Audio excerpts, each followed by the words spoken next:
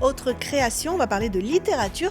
Alors vous aimez peut-être lire, mais écrire un peu moins. Vous avez le syndrome de la page blanche, vous pensez manquer d'imagination et de créativité. Eh bien, on va vous aider, on va jouer ensemble en équipe pour justement mettre un peu de piquant là-dedans et vous montrer que vous êtes capable vous aussi d'écrire.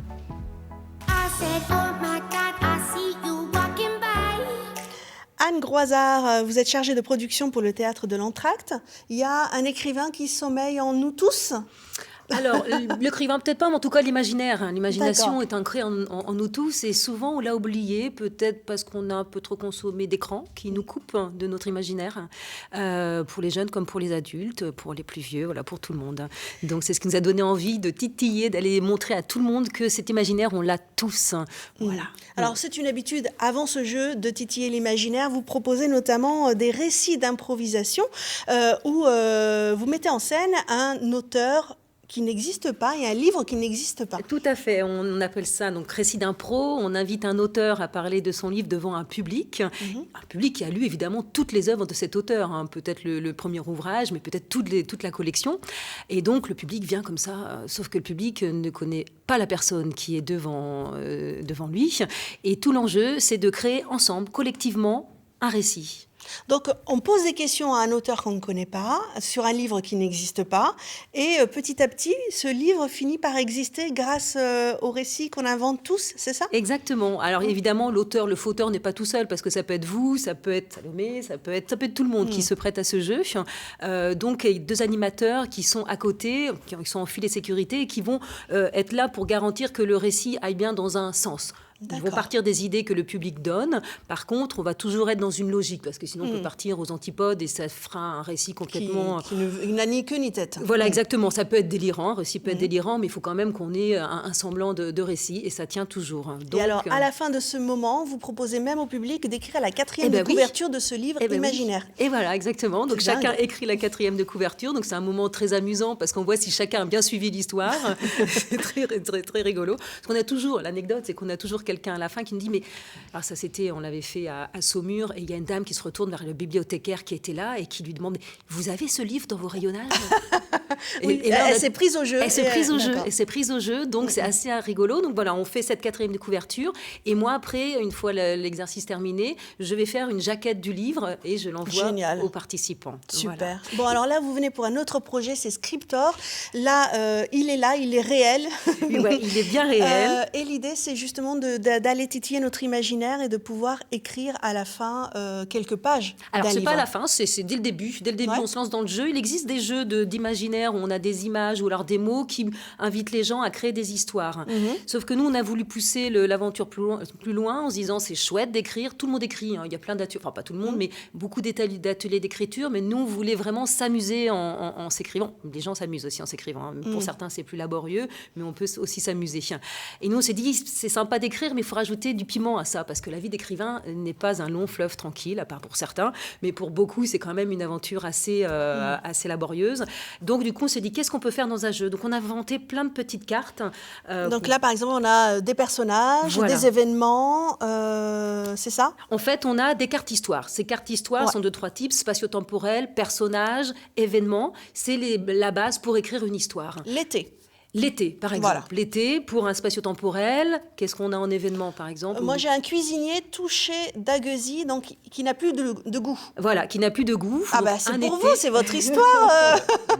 On est en train d'écrire une histoire catastrophique. Tout trouvé, là. Ah, bah, allez-y. Non, après.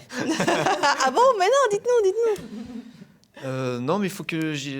D'accord. L'imaginaire est enclenché rien qu'avec ces petites cartes, ça part. C'est l'objectif. Voilà. Et un échec. Oh là là là là là là. Donc avec ça, un été, un cuisinier qui n'a plus de goût et un échec. Déjà, il y a un début d'histoire. Je pense que là, il y a quelque chose à faire. En pleine saison, le cuistot qui n'a plus de goût, là, c'est très embêtant. Une recette catastrophique. Moi, je vois ça y est, j'ai l'image. Ça y est, on a l'image. Mais pour avoir cette petite carte histoire, il va falloir répondre à des questions, parce que sinon, ça serait trop facile de piocher comme ça. Donc, on va avoir des cartes questions de 3 niveaux. Des questions de culture littéraire, parce qu'on reste dans un jeu littéraire, c'est pas le Trivial Pursuit qu'on a réinventé. Questions de culture littéraire et questions de grammaire, d'orthographe, des fois des choses, des notions. À nous poser? Comment s'appelle la trilogie écrite par J.R.R. Tolkien? Alors, J.R.R. Tolkien, je sais pas. Le Seigneur des Anneaux? Les Seigneurs des Anneaux, bien Ok. sûr. Et c'était une question de quel niveau? Difficile. Difficile. Oh, bah alors ça va. Donc, vous venez de gagner 3 cartes d'histoire d'un Ouais, coup. d'accord. Car pour écrire l'histoire en entier, dans la règle classique, après on peut toujours détourner le jeu, mais dans la règle classique que l'on propose, il faut avoir 7 cartes histoire. Il faut écrire son histoire avec 7 cartes au minimum avant de pouvoir poser cette petite carte Et fin. alors, on écrit en équipe? On écrit en C'est équipe. une histoire pour tout le groupe. C'est une histoire pour tout le D'accord. groupe. On est un écrivain en équipe. Et tout le jeu est rythmé quand même par un dé. Et pour éviter que la partie ne dure des heures et des heures, on écrit pendant 2 minutes un petit bout d'histoire avec une carte. L'été 2009, il faisait beau dans la petite station du Pouliguen et Eric était au fourneau. Voilà, D'accord. j'ai commencé à écrire mon histoire, à poser mon histoire en une phrase avec la carte l'été. Et alors, à la fin du jeu, ça dure à peu près 1 heure. À peu près 1 heure, 1h15. On a suivant quoi les comme groupes. type d'histoire? Eh ben, on a des histoires qui tiennent la route parce que quand on déclenche l'imaginaire avec des éléments d'histoire, ça marche. On a rarement des histoires qui ne tiennent pas la route. Alors, certaines équipes n'arrivent pas à la terminer parce que c'est ça aussi le jeu. On se bat contre une autre équipe, on avance face à 1 ou 2 équipes. On peut aller jusqu'à 3 équipes dans le jeu. Donc, on ne sait pas. Voilà, Oui, il y il a faut mettre suspense. aussi un petit peu de bâton dans les roues des autres. Exactement. D'accord. Et Ok. justement, on a quelques cartes qui sont les vies d'écrivain. Ça, c'est les dernières cartes qui sont de type. Et par exemple, bah là, il y a un cap ou pas cap. C'est un défi d'écriture. Il faut faire intervenir la magie dans une partie de votre histoire. D'accord. Voilà. Donc, Voilà. il va falloir mettre ça. Et à côté... Moi, j'ai un flashback, par exemple. Un flashback, voilà, D'accord. par exemple. Et puis les cartes péripéties, c'est pour montrer qu'effectivement, la vie d'écrivain n'est pas toujours facile.